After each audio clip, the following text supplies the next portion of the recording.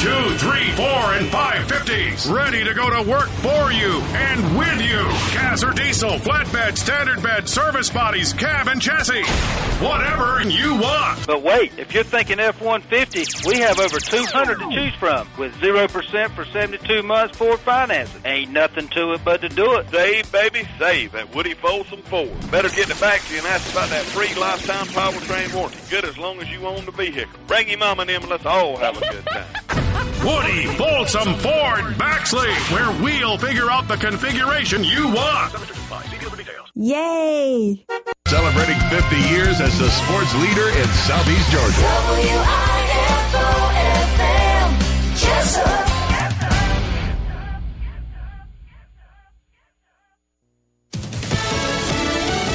Fox News, I'm Chris Foster. 2 people are dead, a third is hurt in shootings during protests in Kenosha, Wisconsin. Police say they're looking for a man with a long gun seen in videos shared on social media.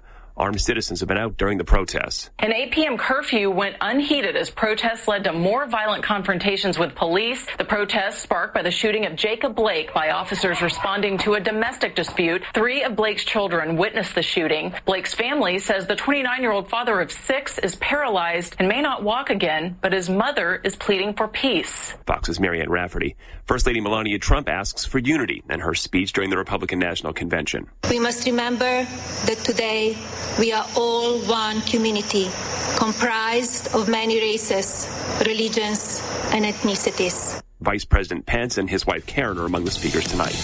America's listening to Fox News.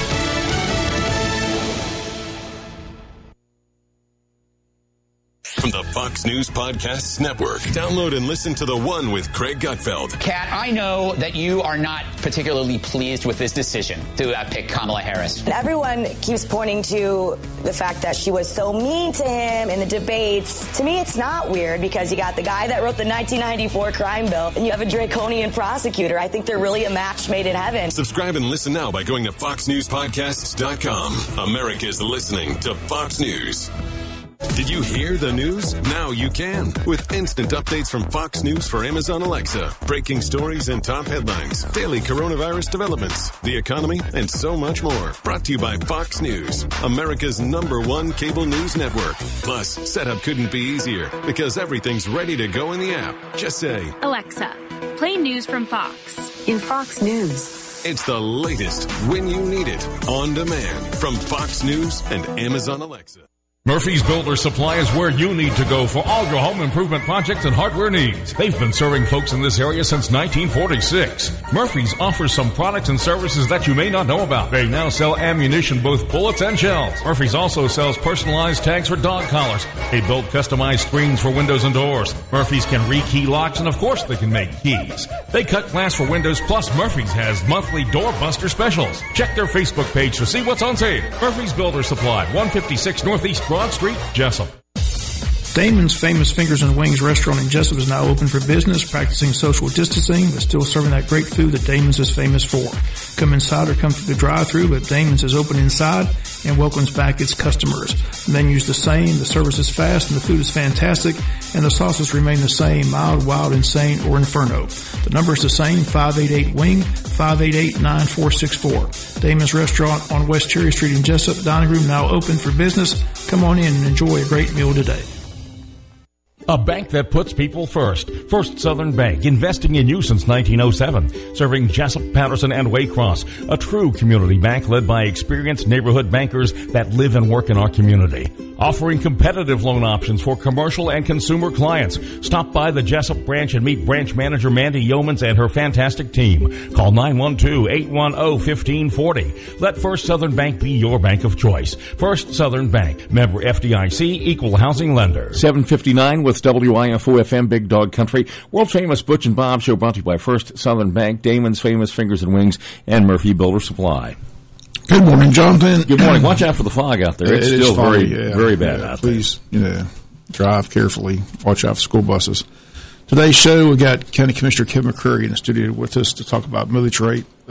Definitely above my pay grade. I said I took one math class at Georgia, so I don't know anything about math, but I've been following this for years. It's that time of year where the school board and the city and the county set their millage.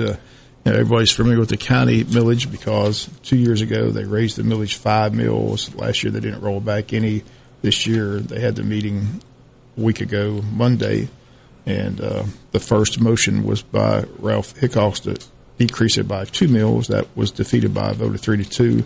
Then you motioned to go 1 mill, and that was approved by a 3-2 vote, as Mike Roberts voted with you and Ralph to go 1 mill. So you wanted some time to come in and talk about the millage rate, discuss it. So I'll just turn the floor over to you. You were here. So, like I said, you requested the time. So what do you want to talk about? Thank you very much. I appreciate y'all for letting me come on the radio.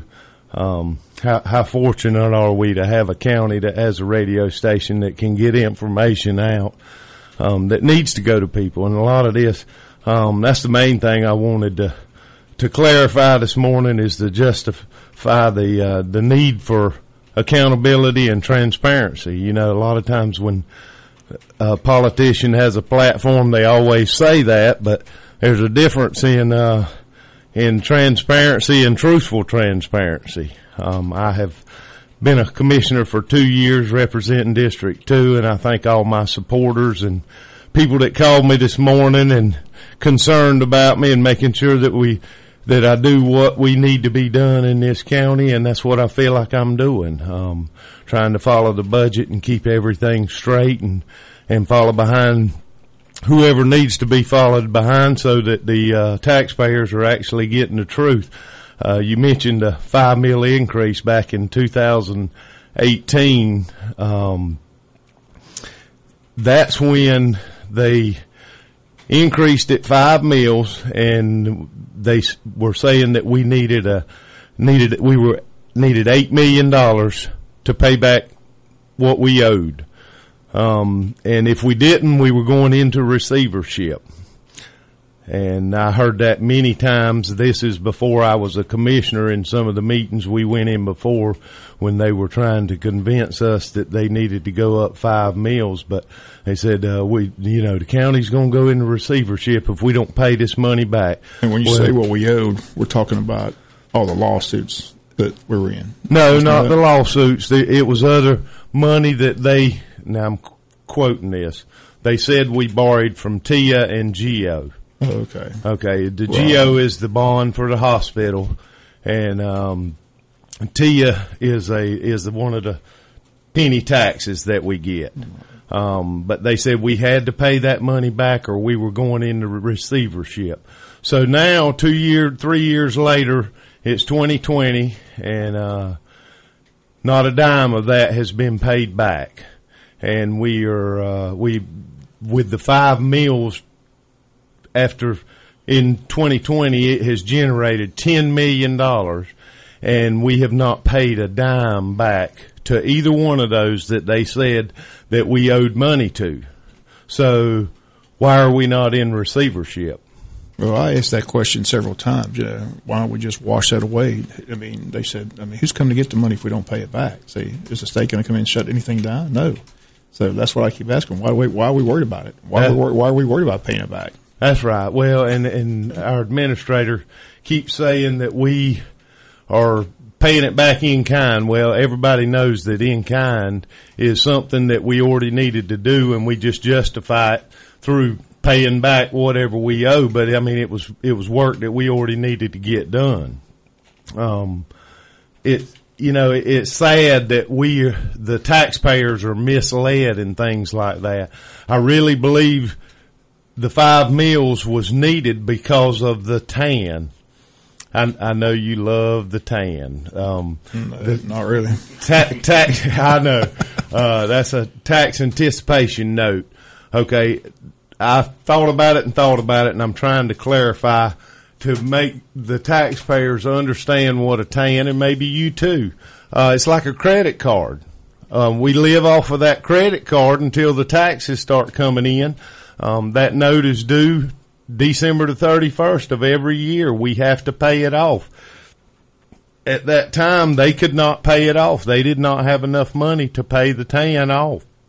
And you have to pay it by December the 31st. And you can start back borrowing on January the 1st. but you have to have the cash flow to pay it. And that was part of the predicament we were in. But that money was, when I first came into office, I was not able to set the budget for the first year I was in office, and we set it for the second year. The first year, we started borrowing in March. We started borrowing money. This year, we didn't start borrowing until I think July, and we're only at $600,000 that we have borrowed.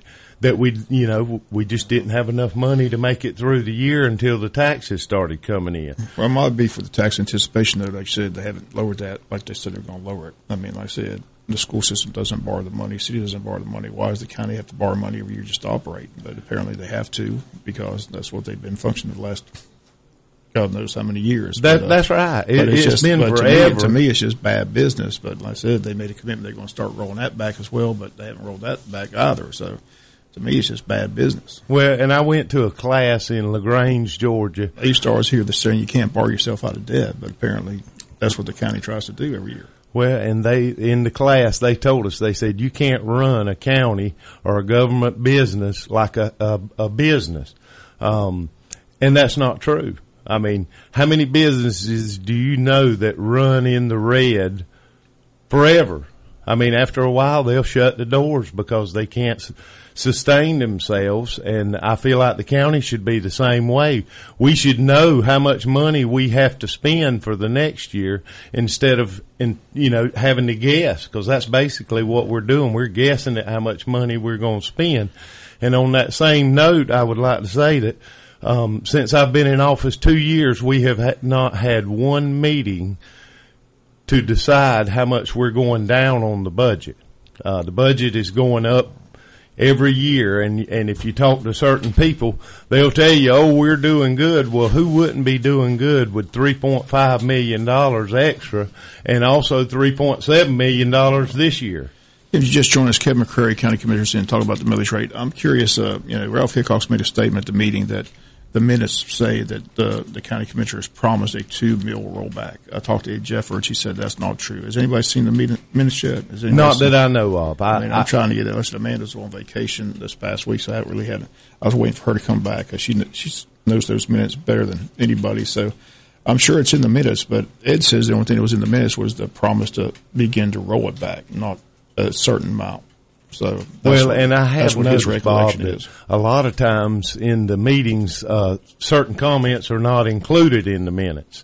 They try to get the meat of the minutes and the things that need to be told, and they put those in the minutes, but everything else in the meeting sometimes is not noted. But I do know there are some copies that were on Facebook.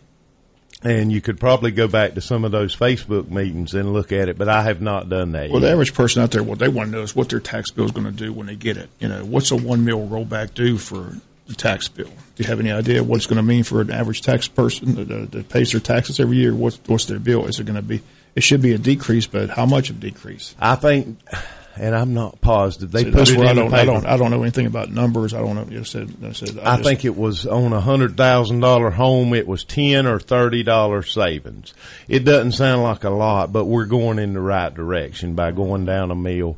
With the COVID-19 in effect right now, it's sad that a lot of people either lost their jobs or they're having issues with money, and we are in the position where we have generated $10 million of an $8 million quote-unquote debt that we had, and we are not able to go down on the taxes. And I feel like we owe that to the taxpayers to start going down, just like we said. It's easy to run when you have plenty of money. It's a little bit tougher to run a government when you have to pinch pennies, cut back on the budget, get everything just right to make sure we come out on the other end and don't have to add to our tan. And by any means, I don't want to add to the tan, but I still want to make sure that we're in well enough financial status that we can run this county properly. And maybe, they made the comment in the newspaper. Several people had asked me about it. about laying off workers. In the meeting, in the open meeting, one of the commissioners asked the question, what will we have to do to compensate for the 1 meal decrease? And immediately he said, well, we may have to lay off county workers. Well, several county workers called me and said, why would you make a motion for a meal decrease when they're going to have to lay us off? Well, it's funny because the next week, nope, not the next week, 4 days later, we were sent an email where they were taking applications for 3 county jobs. So, I mean, let's get real. What sense does that make? You gonna tell me that the administrator didn't know he was gonna put those 4 jobs out, or those 3 jobs out 4 days later? I mean, there's some preparation that goes behind that. I really think that was a political move to make me look bad. But as you know, I'm gonna do my homework, and I like to crunch the numbers. I like to look at them and make sure that we're gonna be okay with the windfall. With the windfall of the digest going up so much, by us dropping a meal, we are not actually lowering as much on the collection rate. And I know that's tough to understand, but the millage has gone, the price per meal has gone up to $746,000 per meal. And by us dropping a meal, we're not dropping $746,000 because it came up. And you really need to look at those numbers from 2018. The paper we were given were the numbers from 2019, which you stated a while ago that we had already gone up from 2018 to 2019. And by going up, we didn't raise the millage. We just, by the digest going up, we collect more taxes off of that. What I'm curious about, you commissioners, you meet, you have retreats, you discuss all this. Were you surprised that the administrator only recommended a third of a meal decrease? Because I talked to Mike Roberts, who went along with the 1 meal decrease, and he told me that he was kind of surprised because he said the discussions already taken place, that he thought for sure that it was going to be at least a 1 meal decrease recommendation, not a third of a meal. So that's why he voted along with the 1 meal decrease, kind of a compromise. But he said he was kind of caught off guard. He thought for sure that was going to be the recommendation from the get-go, a 1 meal decrease. So were you surprised as well that the recommendation from the administrator was only a third of a decrease? Well, looking at the numbers, I was surprised for sure. When he made that recommendation to go down a third of a meal, it was actually an increase on the possible amount of taxes that we could collect. So when it's hard to explain, when the digest goes up, we actually collect more money on on whatever the tax rate is set at. By going down a third of a meal, which if you really think about it, the state required us to go down because our digest went up so much. They have a certain percentage that you can go up. After that, you have to go down. So we were going to have to go down anyway. I know in the newspaper it says, as promised, we were going to, we went down on the amount of money that we were going to be collecting, but that's not true. We had to go down 0.032. There was no getting around that, but he suggested 0.33, which was still, the county would be receiving over $100,000 more than we received in 2018. So is that really a rollback? I mean, I don't think it is. I think that money should be passed along to the taxpayers. Mike Roberts and I, we spoke briefly before the meeting and we were talking about it, and he said, well, Mike said, I feel like we owe it to the taxpayers to give them that money back.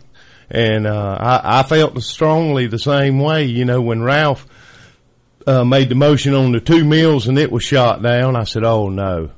I was hoping we were not going to go with a third of a meal because I knew we could do better than that. And so I compromised with the 1 mil decrease, and it did. Mike agreed with it, and Ralph agreed with it. And it was funny because the other two that didn't agree with dropping the millage rate by 1 mil, they were the very two that voted in the 5 mil increase.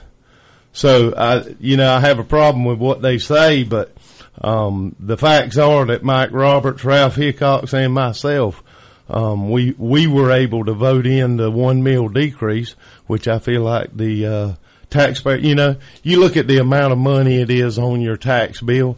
It may not be a lot, but to some people it is a lot. Every penny counts. They live on a fixed income and things like that. And I think anything we can do as a county to sacrifice to help get the tax down, I think that's what we need to do. Well, I think people understand the 5 mil increase was just a big hit to a lot of people. Like I said, there's a lot of people on fixed income. There's a lot of people that are hurting financially. That 5 mil increase hit people hard. So when they didn't lower it at all last year, that still was something that, I remember the Butch and Bob shows that year. I was adamant, why, there's people hurting out there. Why can't you, to keep it at 5 mils I thought was just absurd. But, this year everybody just expected it was going to be decreased, and to come in with just a third of a recommendation. Everybody, what would that do? That's the question. Let's say that just get it down to just common sense. People want to know, what's it going to mean to my tax bill? What's a 1 mil decrease do? How much money do I save on my tax bill? Like I said, you're moving in the right direction, but are they going to see a significant amount on their bill? Or that's the question people are asking. What's a 1 mil decrease do to your average tax bill? Well, and that's what I was saying. I know it said it in the paper, and I do not remember those numbers. I've got all these other numbers in my head, but I was on a $100,000 home. I think it was either $10 or $30. And like I say, it doesn't seem like a lot, but to some people it means a lot. And I feel like that's our duty as a county commissioner. We are, in my third meeting, I quoted what a tax commissioner is supposed to be, and we are supposed to be over the budget. You realize we have not amended the budget for 2019 yet? And by amending it, what I mean is any money that's overspent is we have not approved that money to be spent. It's crazy. Why would you spend money before the county commissioners, which are supposed to be in charge of the budget, approve it? It's crazy the way this is working, and everybody says we're doing good, and I'm afraid that we're setting ourselves up for a fall because of not cutting back on the budget. The budget is still the same and increasing. It's not the same by any means. It's growing every year. As you can see, he's adding more county workers. If we need them, that's fine. But I still believe all of those things should come before the board, which is responsible for the budget, and they would be able to come in and justify whether that job is needed or not.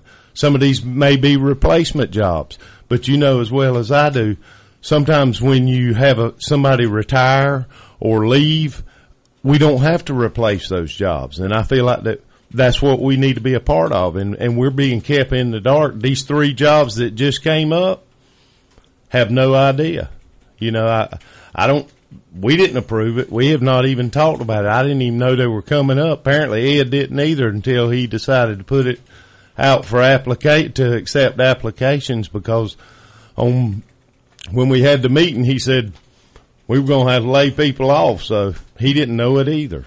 I think the reason people think we're better off right now than we've been in the past, because the last couple of years we've been able to get the digest out on time. Remember, we had a history where the digest wasn't out on time, and we were behind the 8 ball for years and years and years. But that problem has been resolved, and the people in those offices are doing a lot better job to get the information quickly to the commissioners, and everybody gets the millage rate out on time. So I guess I think that's what they think's a lot better than it was years past, because we went through year and year where the digest would be sent up there, not approved, wasn't out on time.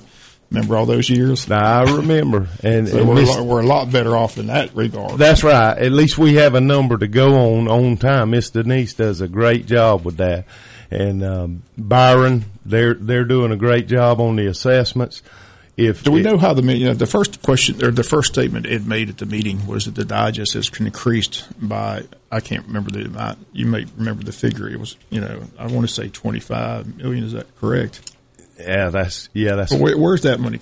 How did we grow that much? Comores. So that's Comores was a big part of that. That was added on.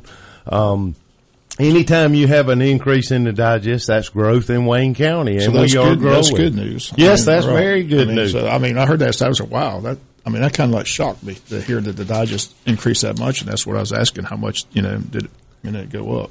Well, and let me explain it like this. A meal was worth $716,000 in 2018. All right. Now it's worth $746,000. Okay, let's look at it like this.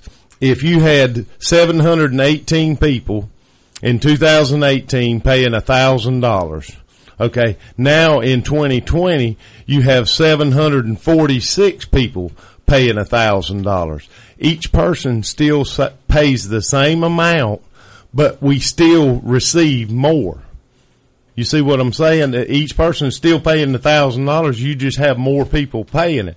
That's the best way I know to explain it, that even though we did not go up on the millage rate, we were able to collect more money, and that savings need to go back to the taxpayers. Another statement was made at the meeting, and everybody understands this, they don't collect 100%.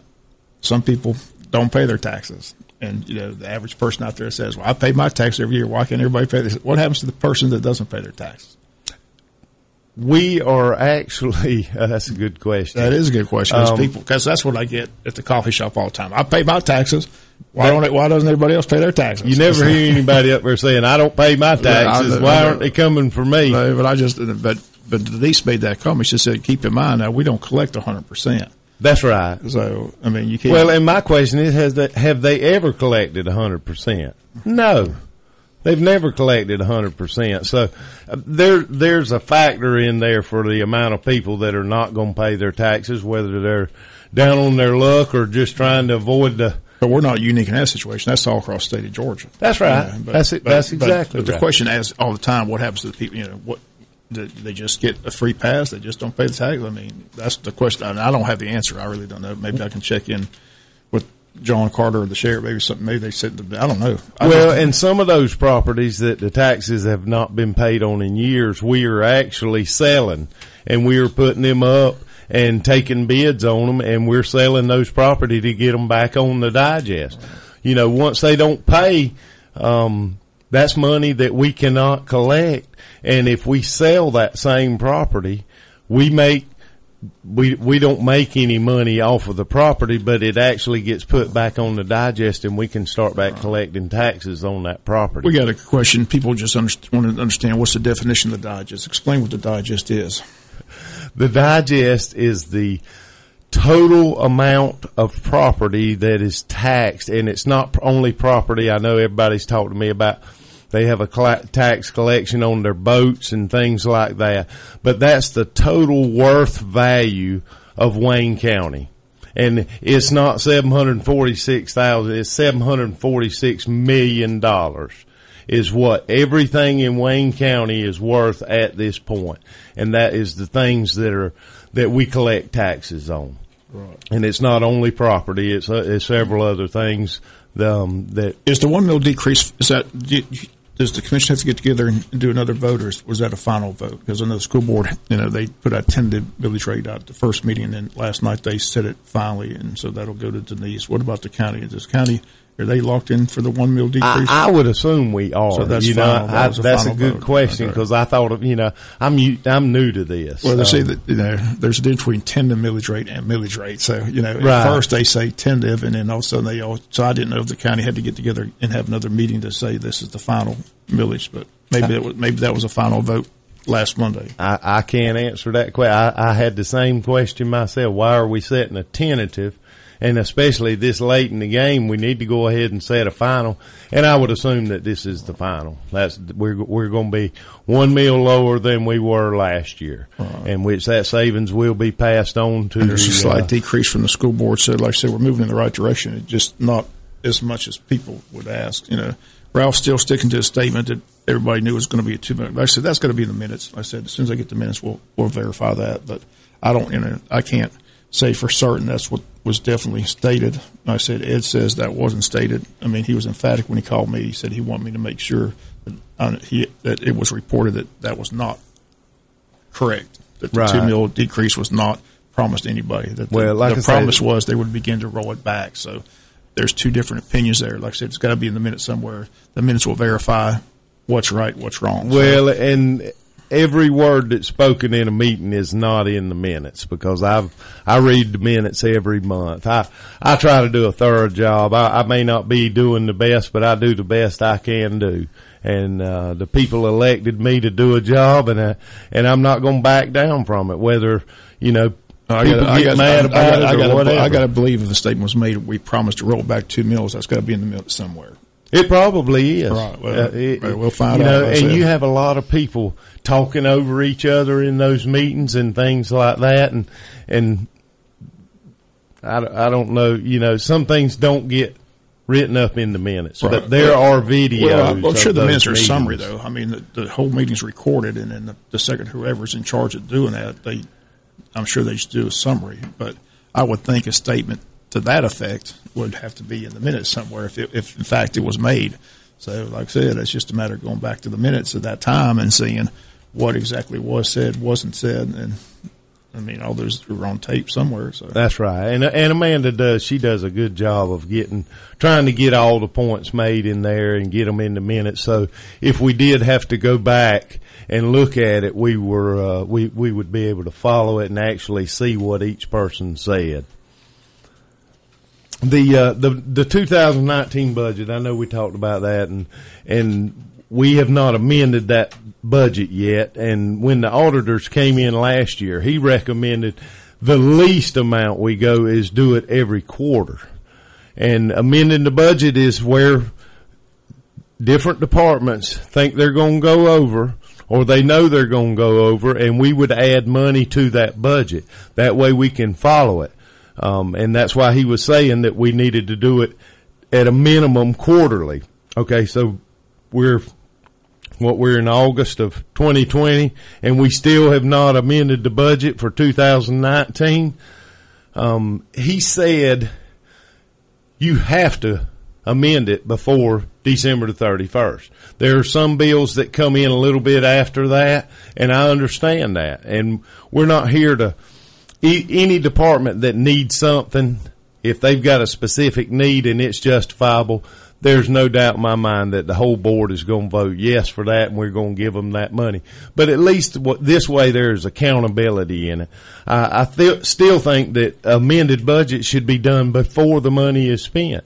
If we're held accountable for the budget, and we set the budget, and we expect the department heads to maintain as closely to that budget, hopefully under that budget each year, by accountability and transparency. Most of the departments are accountable for their budget. They don't go over their budget. Now, we have a few that go over it regularly, but the ones that are going under their budget or staying with their budget, I mean, they just self-discipline themselves. We don't have to tell them, don't go over your budget. They just realize that money is there. We've allotted that certain percentage of the taxpayers' money to go towards their deposit or towards their department, and they use that money, and they do without. They'll wait till the next year and put it on the next year's budget if they have a special item that's not an emergency. We changed topics just one quick. Somebody wants to update on the bait shop at the landing. Bait shop. Where we stand on that. Oh, we're going to change gears. Okay. Yeah, bait shop. Just quickly. We do have it's been in the news, it's been back and forth, It has. And this is there's just a lot of people asking, what is the update? Mike Roberts and I have talked a lot on this. That's in his district. It's a passion of mine. I don't go to the river a lot, but I think it is a big waste to have a river such as what we have and not utilize the benefits of it, not only for the people here, but also out-of-town people. A lot of people don't get to take advantage of that river, and it's not only going to be a bait shop. It's going to be we're looking at kayak rentals. We're looking at getting pontoon boats to take tours for people that are unable to go down to the river. They don't have a boat, so they would be able to go and sightsee and do things like that. We do have a board. They did just elect a chair for that board. That is Mickey Thomaston. The vice chair is Lindsay Thomas. And I think we're going to start seeing things start rolling down there. I know this is drug out forever. The bait shop has been torn down. We were in the video conference meetings, and I did not hear it said that we were voting to take it down. I thought we were getting a price to take it down and a price for the building, but neither here nor there. The building is gone. We have ordered a new building to go down there for the bait shop. Now we're really turning it over to that board and letting them try to make the decisions. Ed had made the decision the suggestion that we have a county worker go down there, and I was stating that, we don't need a county worker. They were going to let them work 4 or 5 hours here and there. If you're going to have a bait shop open, you need to be open the same hours every day. So when the fishermen go down there, they can get their bait and tackle every time they go down there, and there's no question. It takes a lot of expense off the taxpayers. We don't have to supply the store. If we have a concessionaire running it, that money comes from the concessionaire to supply the store. They'll also pay for the light bill. They'll pay for the liability insurance. There's just a lot that comes off the taxpayers. They don't have to pay a salary. The concessionaire will be responsible for that.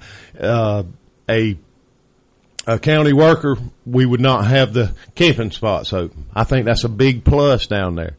When I went to the board meeting, it's amazing how much enthusiasm there is in there that they're wanting to do down there, and we're just hitting a brick wall every time. But I think with the new board, the new president and the vice president, or the chair, vice chair, whatever you want to call them, I think we're going to start moving forward. I've even been speaking with the lawyer about getting a contract written up so that we can go ahead and start the applications for a concessionaire. We have several people that are willing to put money into it down there, and I think that's a great thing for Wayne County. And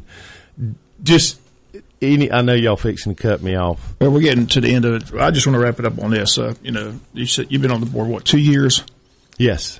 So I've been following for 2 years, and the impression is it's a contentious board. I mean, if you go and bid on it, how many votes going to be 3-2? You're going to win money, in lottery. So and Mike Roberts seems to be the swing vote at times, just like in this instance, But so far it's been you and Ralph on one side and the other three on the other side, and it just seems like a very contentious situation, which is not good for anybody. So how do you see it progressing? And is everybody going to be able to come and get on the same page? Or are we still going to see the 3-2 contentious vote? Like I said, when I talked to Mike Roberts, I said, I appreciate you, we would have been there all day if maybe he didn't go along. But like I said, he said from day one, he thought for sure there was definitely going to be a recommendation of a 1 mil rollback. So that's why he went ahead and voted for the 1 mil rollback. He was surprised that it was just a recommendation of a 3rd mil decrease, because he was like everybody else. It's been a 5 mil increase for 2 years. People are hurting, and he saw the need to roll it back. So that's exactly right. That's the impression I get. It just seems like a contentious board. You got Boot and Herschel on one side, you and Ralph on the other side, and there's Mike Roberts, the swing vote. He's stuck in the middle, and most times common sense prevails. Just like in this instance, it's like let's just compromise and go 1 mil. Nobody agreed on 2 mil. Nobody wants just a third, so okay, here's a compromise. Now some of them did want a third because they didn't vote for the 1 mil. Well, I'm just saying, you're right, yeah. But that's my question that's the question people ask all the time. Is this board going to be able to move forward? You have meetings, you have retreats. How the retreats go? Is it contentious at the retreats, or does everybody get along, or how does it work? You think of a retreat, the first thing I think of is Hawaii. and we're not in Hawaii. We don't have the budget for that. The main thing the retreats do is they give us a 5-year forecast on where we want to be and where we need to be as a county, because you have to continuously look to that to make sure that we have the funding to get to where we need to be. Dale Keith and the IDA, we're working on an industrial park. I hope I hadn't let the cat out of the bag, but that's something that we need. As you can see, you were telling me, where does this $20 million come from? From basically Chemours. I mean, Chemours is a great asset to this community and the things that they're doing. We've had Dale talking about the industrial park. I said it's a good project. I said, and he and his people, they're working hard. That's one person's working hard, Dale Keith. He's constantly going back and forth. But like I said, as he tells everybody has a IDA director. There's 156 counties in the state of Georgia. Everybody wants their piece of the pie. That's right. So that's why it's important to meet these, know the representatives, know the people. Just like today, the governor's going to be in Baxley. I know a lot of Wayne Countyans are going over there to see the governor, talk to him, because these are the people that control the purse strings. Those are the people you need to get to know. So those connections are very, very important that we have, and it's good that we have a good representation that works well together. Blake Tillery, Bill Werkheiser, and Stephen Meeks all seem to work together, and they're on the same page, and they're in constant communication with our local officials. So, there's a lot of things positive to discuss, but like I said, this was just Are you trying to say the commissioners are the only ones that don't get along? Well, I'm just saying it just seems like it's a safe bet to go in there. There's going to be a 3-2 vote. Well, it's like cha-ching, I'm going to win. So, to me, it's just not a good situation. It's good for news. It's not. It makes it fills up radio stations, newscasts, and it helps the newspaper, but it's not helping the county. So, that's right. So the question is, how do you see it moving forward? Can fences be mended? Can people come work together? Because you guys are in there to work for the betterment of everybody. Yes, that's exactly right. So we all need to be moving in the same direction. So, and there's a lot of good things happening. So I'm just, but I'm just saying, in the 2 years, I can't count. I need more than my 2 fingers to count the number of 3-2 votes that have taken place in the last 2 years. Come on now. Has it been that bad? It's been pretty bad. Well, and like I said, if I was going to Vegas, I'm going to bet it's going to be a 3-2 vote eventually. It's up to the voters.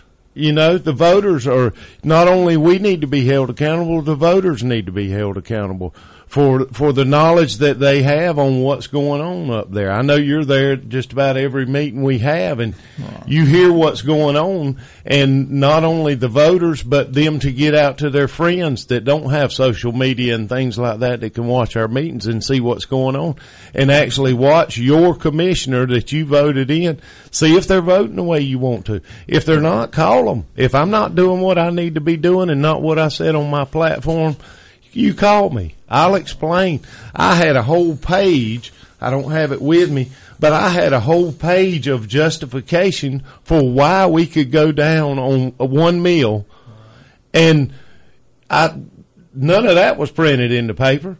The CARES Act, that's federal money that we get, and not many people have heard about this, but that's money that we get for compensation for COVID-19. That can be law enforcement salaries, EMS, there's a lot of things. It's not $1 million worth of hand sanitizer, but it's $1 million that will be added to us. And nobody brought that up, but that money should be coming in shortly. I've been talking about it. I talked to Buddy Carter about it. My question is, where's all this money coming from? Who pays it back? And he made the comment, our grandkids. Their grandkids will be paying back. That's right. I hate to cut short, but I got to get home and get ready to catch my ride to Baxley. So, but you're welcome anytime. I appreciate you coming in, and again, we'll continue to follow the story. And I said at least it is a 1 mil decrease, and that's what people want to know. Like I said, the average person wants to know what's going to be my tax bill. Is it going to be more? Is it going to be less? It should be less than it was the last 2 years. Right? It should decrease. Not sure how much it will be, but it may not be as much as you want. But like I say, it'll be lower than it was the last 2 years. Just make sure you hold your county commissioner accountable. And if anything I said on here was not clear, feel free to call me at 912-294-3399. Most people have already got it, but if you don't have it, it's 294-3399. I'll be glad to clarify anything that I can. If I don't know it, I'll be glad to find it out because I don't go on hearsay. Okay, I appreciate it. And that's going to do it for today's world famous Butch and Bob Show. Again, appreciate you tuning in. Again, stay safe, and we'll see you tomorrow.